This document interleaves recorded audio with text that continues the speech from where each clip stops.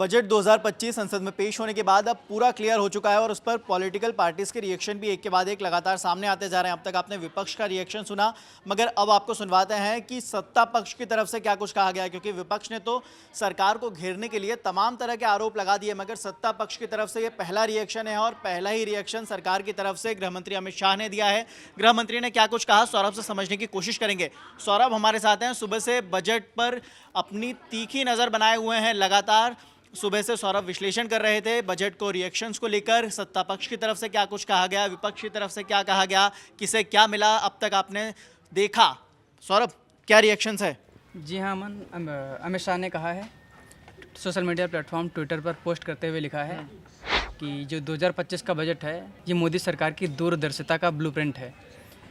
अमित शाह ने इसके साथ ये भी लिखा कि किसान, गरीब, मध्यम वर्ग, महिला और बच्चों की शिक्षा के लिए ये मोदी सरकार की आत्मनिर्भर भारत का रोड मैप है।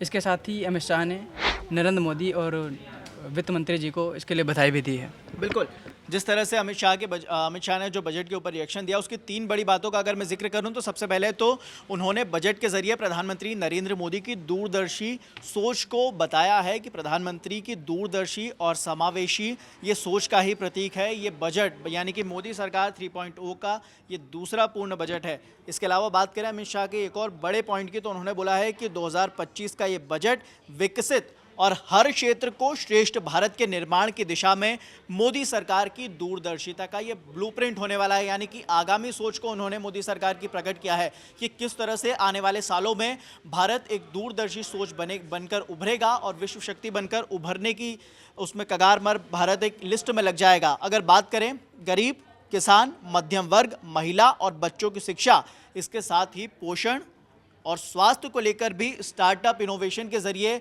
मोदी सरकार की जो नीतियां हैं उस पर अमित शाह ने बिल्कुल मुखर होकर बोला। हालांकि इसमें कोई दो राय नहीं कि अमित शाह को सरकार के पक्ष में बोलना ही था, मगर अमित शाह का ये पहला रिएक्शन है जो सरकार की तरफ से सामने आया है।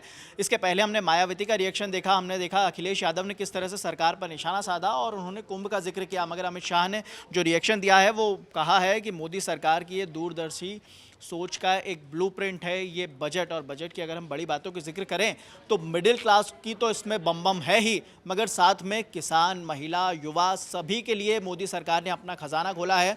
और जिस तरह से बताया जा रहा था कि इस बार लोक लुभावना बजट हो सकता है क्योंकि मोदी सरकार 3.0 का ये पूर्ण बजट है और पूर्ण बजट पेश करते हुए निर्मला सीतारमण ने लोगों की भरपूर सभी इच्छाएं पूरी की है।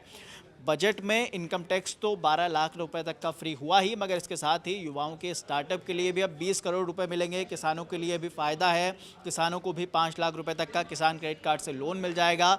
महिलाओं के लिए भी बड़ी सारी इसमें ऐलान किए गए हैं, नई नई स्कीम्स का ऐलान किया गया है, एयरपोर्ट्स का ऐलान किया गया है। बिहार के लिए भी बहुत कुछ चीज़ें हैं, LED सस्ती है, LCD सस्ती हो गई, मोबाइल सस्ते हो गए। मोदी सरकार ने कुल मिलाकर आम आदमी के लिए इस बार खजाना भरपूर खोला है। बजट से जुड़ी तमाम खबरों के लिए आप देखते रहिए दैनिक जागरण। फिलहाल इतना ही।